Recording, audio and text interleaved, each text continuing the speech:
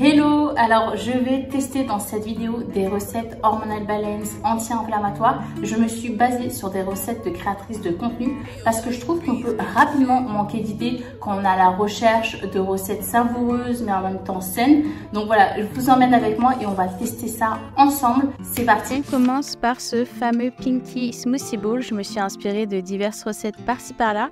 Je commence par couper une demi-banane en rondelles. Ensuite, dans un mixeur ou blender, je viens ajouter une bonne poignée de framboises surgelées et notre demi-banane. Ensuite, une belle cuillère à soupe de graines de chia. Également, une scoop de protéines végétales de votre choix. Je vous mettrai toutes les mesures en description. Et pour ses bienfaits sur la santé digestive, de la L-glutamine. Également, un peu de collagène reconnu pour la beauté de la peau et pour les articulations. Et enfin, j'ajoute un peu de lait végétal de riz. Et je mixe le tout jusqu'à obtenir une belle texture lisse. Je mets ma mixture dans un bol, j'ajoute mes petits toppings. Là, en l'occurrence, c'était de la framboise, on les adore pour leurs bienfaits antioxydants, de la coco râpée, des amandes pour les bons lipides et des graines de sésame très intéressantes d'ailleurs pendant la phase lutéale du cycle. Et voilà, un smoothie coloré, riche en antioxydants qui a des bienfaits pour la santé digestive et pour la beauté de la peau. Non mais on en parle de la couleur qui est trop belle, en tout cas ça me donne trop envie. Bah c'est bon quoi. L'esthétique va avec le goût. En plus moi j'ai mis une protéine végétale apple pie, donc là je vous raconte pas, il y a un goût de pomme, framboise, c'est trop bon. Ça 100% c'est une recette que je vais refaire. Je trouve ça parfait pour le printemps, l'été et tout, c'est hyper rafraîchissant. Maintenant, place à la chouchouka, un plat maghrébin et réconfortant. Il existe diverses variantes. Là, j'ai testé la recette du compte Wellness Mina. Pour commencer, je prends 2 oignons que j'émince. Alors, je vous préviens, j'ai doublé les quantités car j'adore tout ce qui est oignon, ail. Donc, faites selon vos goûts. Dans une poêle huilée, je viens ajouter mes oignons fraîchement coupés. Je passe à l'ail que j'émince finement et je viens les ajouter aux oignons. Ensuite, je coupe en dés 2 filets de poulet que j'ajoute au reste de la préparation. Une fois que mon poulet a bien commencé à cuire, j'ajoute des tomates concassées et du concentré de tomates. Je viens ajouter des pois chiches.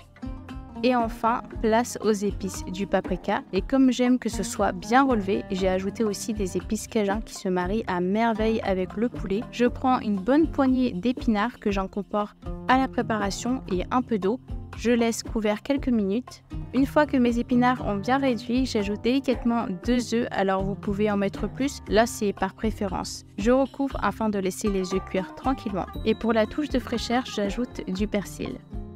Et voilà un plat anti-inflammatoire, IG bas et protéiné aux saveurs orientales.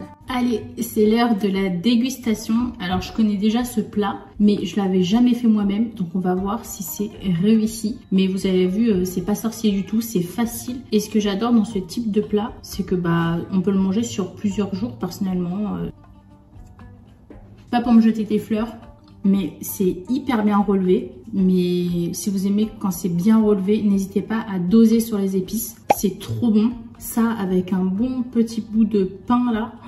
On passe des saveurs orientales pour plonger dans les notes fraîches et végétales du green wrap. J'ai suivi la recette du compte Belkis The L. Vous allez voir, c'est une recette express idéale pour ne pas se prendre la tête, mais l'effet est là. Dans un mixeur, j'ajoute une belle poignée de pousses d'épinards ainsi que des flocons d'avoine. Toutes les mesures seront indiquées dans la description. J'incorpore également un bel œuf, un peu de sel et je mixe le tout. Et voilà, on obtient une belle couleur verdoyante. Dans une poêle huilée, je verse ma préparation que je laisse cuire à feu doux pendant 5 minutes sur le premier côté, puis 2 minutes sur le deuxième côté. Pendant ce temps, je prépare ma garniture en hachant de la roquette avec quelques tomates cerises, un peu de feta et pour les protéines et les bonnes graisses du saumon fumé. Cependant, vous pouvez très bien opter pour du poulet, du tofu selon vos goûts. Une fois mon wrap prêt, je dispose le saumon fumé et ma garniture. Et c'est le moment fatidique, un peu de concentration pour fermer ce wrap, mais c'est réussi.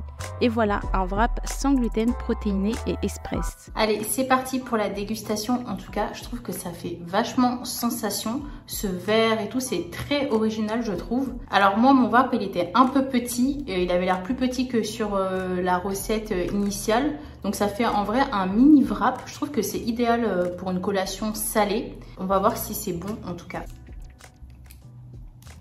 épinards, saumon, le combo parfait. C'est léger. Alors, on sent un peu l'épinard, mais c'est pas non plus... Excuse-moi, je parle à la bouche pleine. Du coup, je disais qu'on sentait quand même l'épinard, mais c'est pas hyper fort non plus. Et en plus de ça, c'est super rapide. Donc, en vrai, je vous recommande à 100% de tester ça. C'est facile, sain et en plus savoureux. Après avoir dégusté ce délicieux wrap, il est temps de satisfaire notre gourmandise. Passons maintenant à la tentation chocolatée du brookie du comte Anna da Silva. Pour commencer, je fais fondre doucement au bain-marie du chocolat noir. Pendant ce temps, dans un saladier, je verse de la farine de riz, de la poudre ou farine d'amande.